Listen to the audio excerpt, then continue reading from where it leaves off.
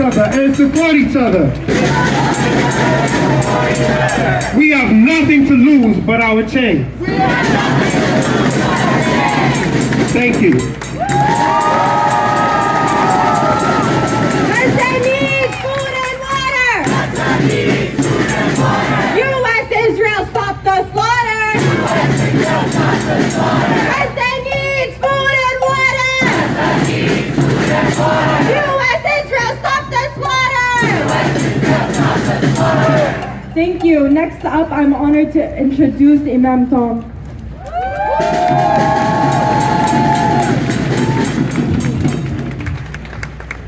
بسم الله الرحمن الرحيم والحمد لله رب العالمين والصلاة والسلام على رسول الكريم نبينا محمد صلى الله عليه وسلم. We start by praising the Creator, the one who allowed evil to exist, not so that we might cower, but so that we might rise up. We praise the Creator, the one who allowed evil to exist so that the martyrs would be able to be known and distinguish themselves. We praise the Creator, the one who allowed evil to exist so that we might distinguish ourselves as those who support the truth when it's easier and more convenient to support falsehood. And we praise the Creator, the one who allowed evil to exist so that we might distinguish ourselves and show the world and support the truth no matter what the opposition and no matter what the cost. I was not prepared to speak, but they asked me to speak, so I've got just one simple thing that I'd like to share with you all. And it's a moment in the history of the final prophet, the Prophet Muhammad sallallahu alaihi wasallam. And I think it's very instructive for the moment in which we find ourselves right now. There was a battle that took place in Arabia at the time of the Prophet Muhammad sallallahu alaihi wasallam that was called the Battle of Al-Ahzab. This was a moment in which all of the forces of evil gathered together and allied together to extinguish the light of the truth. And the Muslims that were the only people that were worshiping Allah, that were trying to stand up for what is right and stand up for the truth, they were besieged from the left and the right. There was no chance or opportunity to fight back except to dig a trench, a 2-kilometer long trench, and wait and hide behind it in order to outlast. All they had to do was to survive. And that is always the situation of the colonized. To win, all you have to do is survive. And after the battle was over, and the Muslims were triumphant, just because they survived it, the Prophet Muhammad sallallahu alaihi wasallam, he said something very counterintuitive, made no sense whatsoever to the apparent. He said, "This is the last time they will bring the fight to us. From now on, we will bring the fight to them." And why that is instructive for the moment in which we live is because everywhere we look to the left and the right, we see the people of falsehood panicking. We see the people of evil panicking. We see the people who are trying to construct a genocide and carry it out. They've been carrying it out for decades, panicking. That you might think, if you looked at the surface level of things, that it was the darkest moment. They have all of the money. They have all of the weapons. They have the military-industrial complex. They have the legacy media. They have all of these things stacked in their favor. And yet, step by step, inch by inch, crack by crack, we see that falsehood is starting to crumble.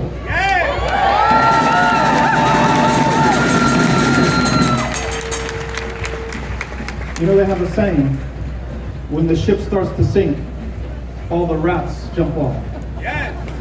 So you see Macron and even Starmer, these people who are now talking about recognizing a Palestinian state, whatever Palestinian state they have in their minds, the rats are jumping off the ship.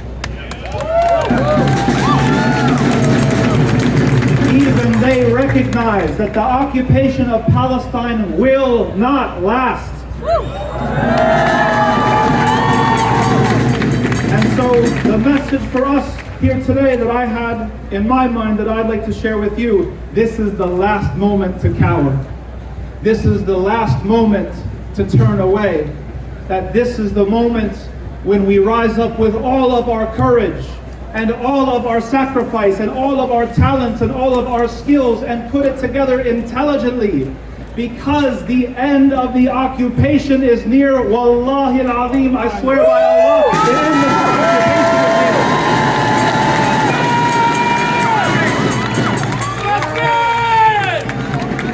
is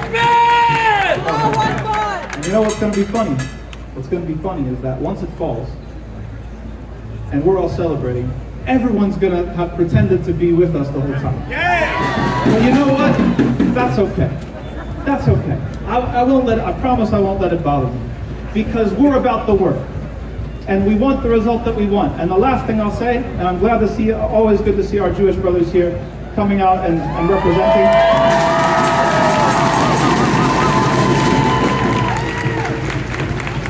Evil and tyranny is most desperate right before God is going to prove his majesty and his might. The story of Pharaoh, when Moses challenged Pharaoh in his palace and said, "Let my people go." And all we wanted is freedom. All we wanted was to be let go. And his arrogance wouldn't even allow that. His arrogance propelled him to say, "No, we're going to follow you, we're going to crush you, we're going to every single last one of you so the world knows." And he did not know that God was setting his trap. Every single step that the tyrants take, where they think that they are succeeding, and they think they're going to buy TikTok, and they think they're going to control the media, and they think they're going to buy the politicians, I swear by Allah, it is the traps that God is setting that the evil will fall into and truth will win.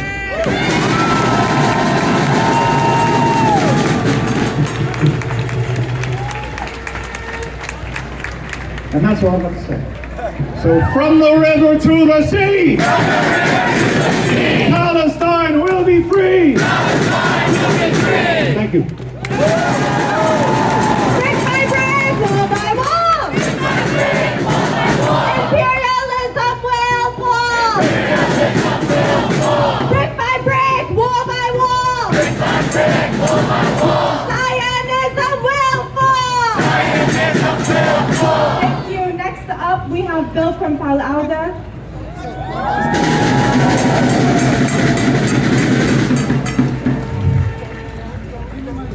As we approach the second anniversary of the Gaza Ghetto Uprising, we share the hopes of the people of Palestine that there will be a permanent ceasefire. If that does come to pass, the only credit belongs to the heroic freedom fighters of Palestine, who are undefeated, and in Yemen, and Lebanon, and Iran, and to the millions who are rising up around the world, from the global Samud flotilla, and all the other boats that are coming after, to the millions who shut down cities last week, the general strike that shut down Italy, South Africa, Morocco, Australia, Greece, Spain, and right here, those who stayed in the streets to expose Zionist lies. Because while Donald Trump talks peace, we know that U.S. bombs and missiles flow every day to the Zionist war machine, and they continue to rain down on the women and children and elders and men of Gaza. All provided for free. Donald Trump knows that. And if there is a ceasefire and Netanyahu violates it, he will not do so without the permission of the United States. Because without U.S. bombs and U.S. dollars, there is no genocide. Donald Trump could have ended this genocide with one phone call any day in the last 6 months. He can do that right now. And the treacherous Arab regimes, so quick to jump in support of Donald Trump's plan, they can stop the genocide any day if they stop pouring trillions of dollars into the tribute into the U.S. war machine, and they were to cancel the contract.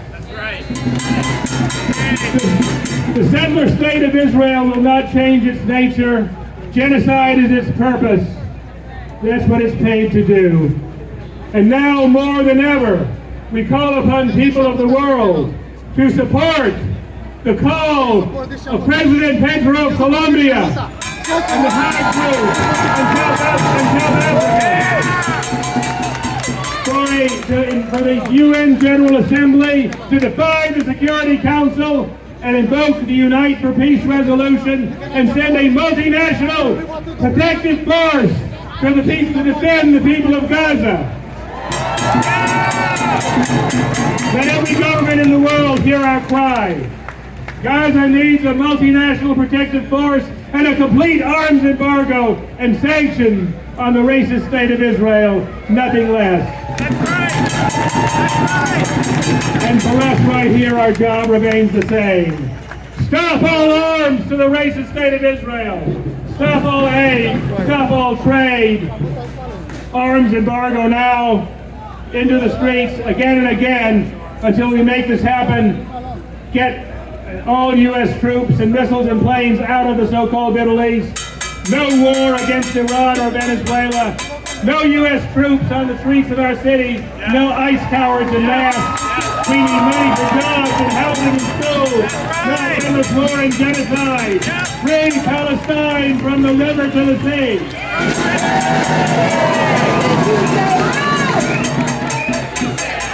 Arms embargo now! We want justice, you say.